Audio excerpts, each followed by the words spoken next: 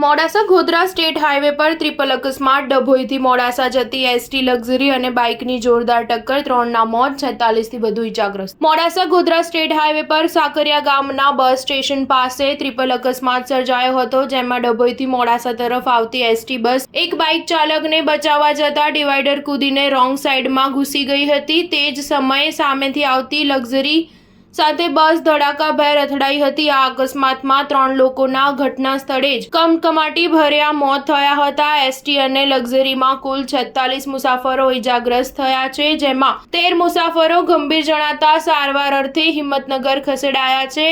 અધિક collector DYSP સહિત વહીવટી તંત્ર ઘટના સ્થળે પહોંચ્યું છે। ઘટનાના પગલે ચારે તરફ મોતની ચીસો સંભળાઈ રહી હતી। લોકોમાં ભયનો માહોલ હતો। આ સમગ્ર ઘટના સીસીટીવી કેમેરામાં કેદ થઈ હતી। કોઈ પણ વાહન ચાલક જ્યારે વાહન ચલાવતા હોય ત્યારે ગતિ મર્યાદાનું ધ્યાન રાખવું જરૂરી છે અને જો ઓવર ગતિમાં હોય ત્યારે અકસ્માત થવાની સંભાવના રહે છે। ત્યારે આવી જ એક અકસ્માતની ઘટના મોડાસાના સાકરિયા ગામે બનવા પામી છે। મોડાસા ગોધરા સ્ટેટ હાઈવે પર સાકરિયા ગામના બસ સ્ટેશન પાસે ડભોઈથી મોડાસા તરફ આવતી એસટી બસ એક બાઇક ચાલકને બચાવવા જતા બસનું ટાયર ફાટી જતા એકાએક બસ ડિવાઈડર કૂદીને રોંગ સાઈડ આવી હતી। ત્યારે સામેથી આવતી એક યાત્રાળુઓની લક્ઝરી બસ સાથે તે ધડાકાભેર અથડાઈ હતી। અકસ્માતની ભયંકરતા એટલી ખતરનાક હતી કે ચારે તરફ ચીસો સંભળાઈ હતી। સ્ટાર ન્યૂઝ 7 હંમેશા સચ્ચાઈની સાથે।